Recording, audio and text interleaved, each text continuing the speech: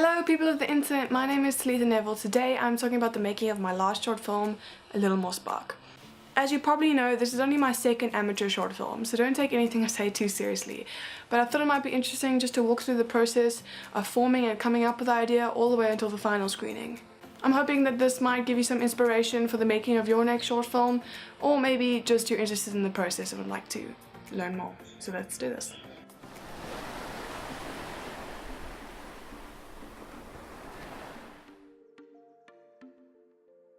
The pre-production phase.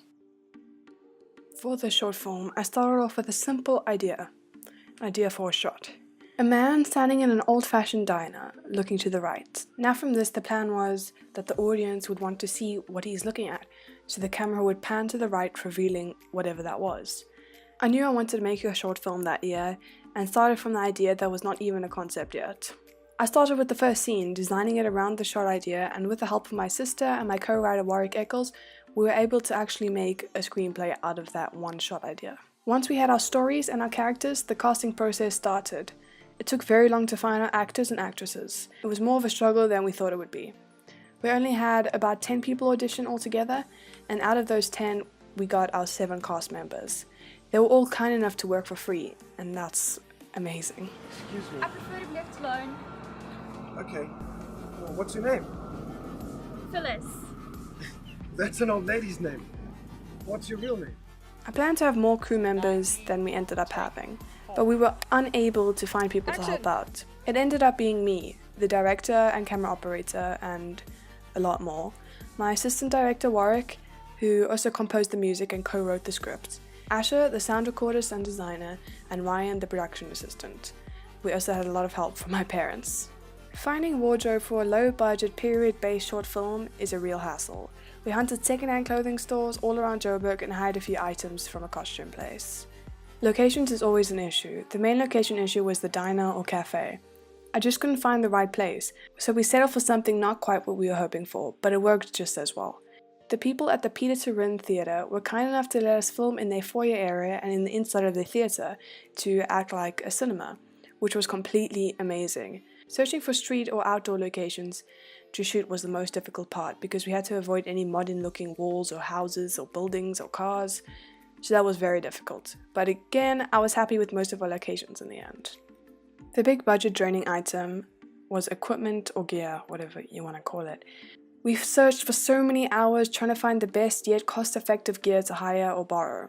The problem was that the gear that was cheap enough and looked high quality basically did not work, which sucked and caused the quality of our production to go down. Then finally, scheduling. Scheduling was what I was spending my most time on during pre-production. Finding times when the 7 cast members, the 4 crew members and our locations were available was really, really difficult. Moments where people seem like they're available but then don't end up being available, but then everything is scheduled around at one time and it just blows everything up. It's really difficult, but I was able to make it work luckily and everything came together.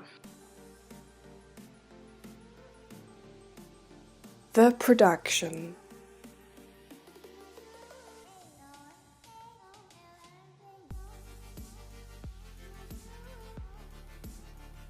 The production of A Little More Spark was an incredible experience, while being an extremely stressful experience at the same time. I threw myself into the deep end in this one, and was forced to learn what I needed to know, and forced to learn to problem solve in stressful situations. Because on set, everything seems to go horribly wrong, and that's when we have to think on our feet. Luckily, I had an amazing cast and hard-working crew by my side. They were willing to work hard and just keep pushing until we got what we needed. We simply had to make the best of what was available to us. I think the main thing that came out of this, that we hoped to come out of this, even if we didn't end up making a great film, was to learn.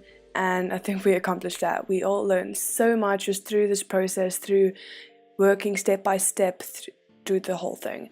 So that was great.